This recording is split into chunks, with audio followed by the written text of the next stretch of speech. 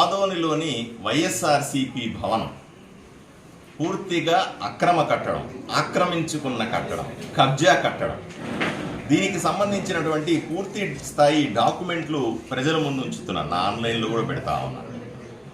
1950 సంవత్సరంలో బాబయ్య అనే వ్యక్తి ఎక్కడో బళ్ళారి నుంచి వచ్చి స్థలం కొన్నాడు. 70 ఏళ్ల పాటు ఎవరు దాన్ని పట్టించుకోలేదు. ఇంతలోపలే సాయి ప్రసాద్ రెడ్డి, ఇక్కడ ఇంతకుముందు ఎక్స్ఎమ్మెల్యేగా ఉన్నటువంటి వ్యక్తి, తన అనుచరుడు ఎర్రిస్వామి ద్వారా ఎన్జిఓ హోమ్ అధ్యక్షుడు అనే పేరు మీద 99 సంవత్సరాలు లీజ్ తీసుకున్నాడు. అంటే ఎట్లా ఉంటుంది, నేను పోయి మున్సిపల్ ఆఫీస్ లీజ్కి ఇస్తే ఎలా ఉంటాయి 99 సంవత్సరాలు అలా ఉంటుంది.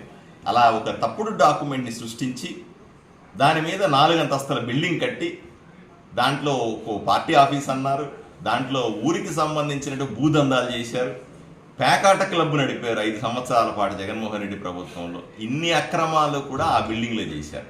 నేను ఎమ్మెల్యే అయిన వెంటనే మా నాయకుడు చంద్రబాబు నాయుడు గారు, పవన్ కళ్యాణ్ గారు, అలాగే పురంధేశ్వరి గారి సలహాల మేరకు ఇక్కడున్న అన్ని ఆ బిల్డింగ్కి సంబంధించినటువంటి పత్రాలు చూసి ఇది అక్రమ కట్టడం తేల్చి నోటీసులు ఇచ్చాం. నోటీస్ ఇచ్చిన మరుసటి రోజే వెళ్ళి హైకోర్టులో వాళ్ళు స్టే తెచ్చుకున్నారు.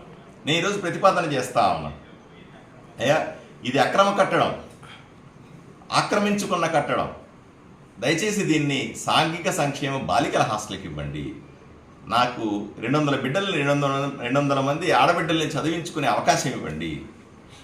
వీరు తప్పుడు పత్రాలు పెట్టి కోర్టులో స్టే తెచ్చుకున్నారు. ఇది ఎంతో కాలం నిండవదు, మేము నిరూపించంగానే దాన్ని కొట్టేయమని చెప్తారు.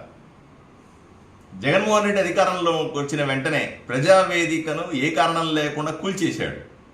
మాది కూల్చివేత ప్రభుత్వం కాదు, కక్షా రాజకీయాలు చేసే ప్రభుత్వం కాదు.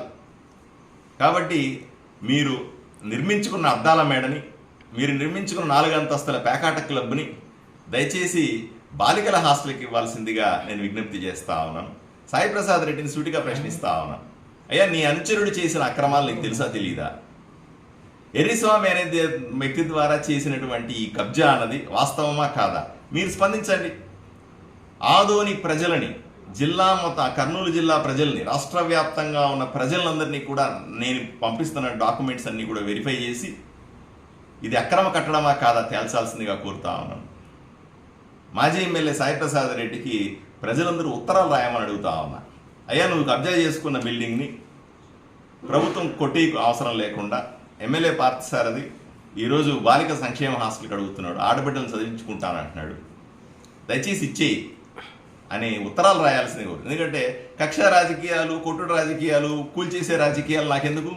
నాకు ఈరోజు ఈ ఊరిని అభివృద్ధి చేసుకోవడం, ఈ రాష్ట్రాన్ని అభివృద్ధి చేసుకోవడం కూటమి లక్ష్యం.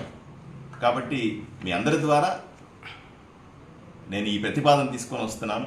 దీన్ని సానుకూలంగా స్పందించాలి, ఏమి చేయనక్కర్లే.